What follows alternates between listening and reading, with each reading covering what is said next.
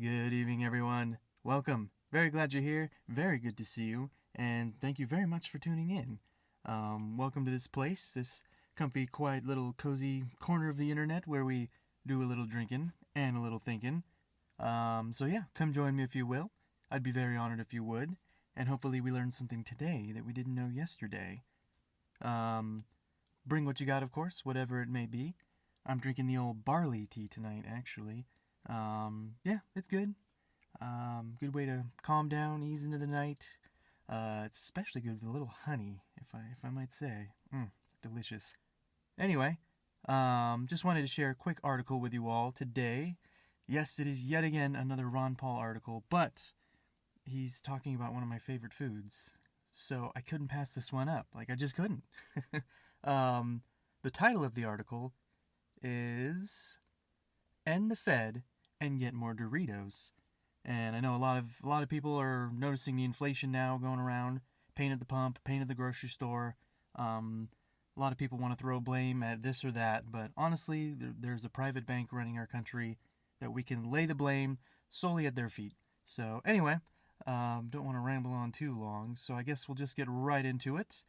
I will link the article below, and you can read it yourself, or you can listen to the sound of my very bold and courageous voice as I read it to you.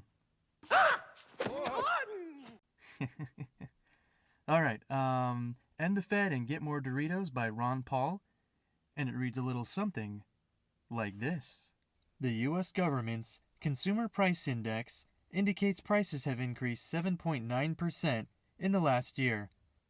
While this statistic shows the highest rate of increase in 40 years, it still understates the amount prices have increased, in part because the statistic is manipulated to minimize reported price increases. A stealth form of inflation is, quote, shrinkflation. Shrinkflation occurs when businesses reduce the size of a product so its price can stay the same.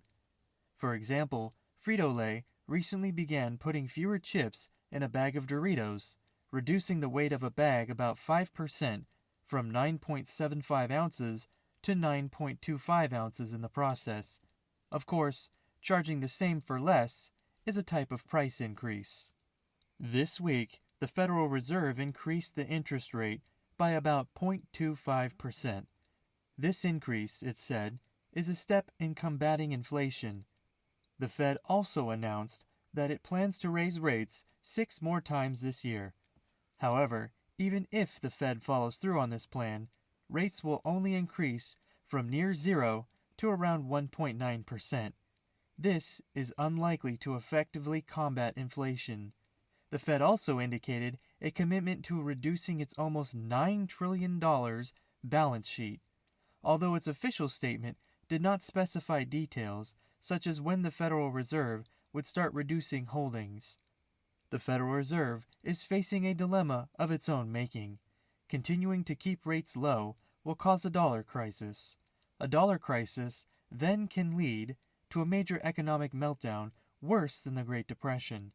However, if the Fed were to increase rates to anything close to where they would be in a free market, that would dramatically increase the federal government's debt payments burden. The only reason Congress's reckless spending and the Fed's reckless monetary policy have not yet caused a major economic crisis is the dollar's world reserve currency status. One of the pillars of the dollar's status is the use of the dollar in the international oil market, the, quote, petrodollar, though may soon be replaced. Saudi Arabia is considering selling some oil for Chinese yuan instead of US dollars. India is considering using Russian rubles and Indian rupees instead of US dollars in trade with Russia, including for the purchase of Russian oil. This will help get around US sanctions. Concerns about the stability of the US economy, combined with increasing resentment of our foreign policy, will cause other countries to abandon the dollar. Economic instability can lead to political instability, violence, and an increase in support for authoritarian movements.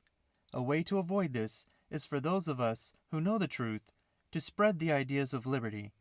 When a critical mass of people demands fiscal responsibility and constitutionally limited government, the politicians will comply.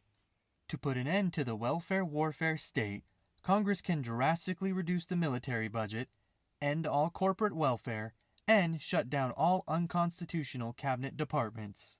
The savings can be used to pay down debt and to support those truly dependent on government programs, while responsibility for providing assistance returns to local institutions and private charities.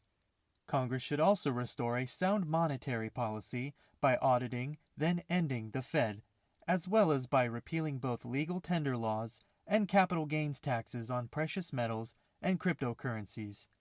Ending the era of the welfare warfare state and fiat currency can lead to a transition to a new era of liberty, peace, prosperity, and a full bag of Doritos. And there you have it. I mean, who doesn't want a full bag of Doritos, am I right? But yeah, thank you, Dr. Paul. Thank you for that excellent article. I'm very surprised that more people haven't noticed the inflation up till now. I mean, it seems like just yesterday I was a starving airman / college student sipping down top ramen, complaining that the prices went from 15 cents to 20 cents. Now they're like, what, 30, 40, 50 cents, depending on what store you go? It's insane. And also, like Dr. Paul said, just because the price didn't go up doesn't mean that it didn't get more expensive, right? You know, they put less in the bags, they put less in the cans. The shrinkflation he was talking about. It's all happening because the Federal Reserve, a private bank, is printing a bunch of money, and the U.S. government is getting into debt over its eyeballs. I mean, trillions and trillions and trillions of dollars. It's just reckless free money flying around the economy, jacking up prices. And it doesn't help that government everywhere, I mean at every level, city, county, state, and federal, they've got their boots on the face of small businesses everywhere. I mean, we're just so regulated, and that drives up costs too. I mean, look at the price of gas. That started going up when Joe Biden killed the Keystone Pipeline. And I know he wants to blame Russia for that. And to be fair, that's half true, right? The thing going on in Ukraine and Russia, that does share a factor, you know, in oil prices. But for being 100% honest, what started the astronomical rise in oil prices was Joe Biden killing the Keystone Pipeline. No way around it. And I know a lot of people complain and the environment, this and that, but let's be honest, the big companies and the environment can get along together just fine. And if you want historical evidence for that, we had a logging industry here in California that did wonderfully, right? They replanted the forests, they cut down the dead growth and old stuff, and then we all got timber out of it.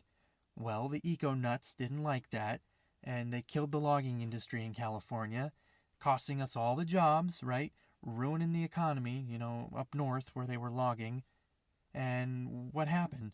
Well, now we have forest fires that, you know, burn forests. And even our towns. Even towns burn down now because of those fires.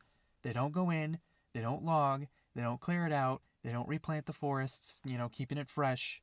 So, there you go. Liberals, once again, doing more harm than good, hurting the things that you claim that you're trying to help.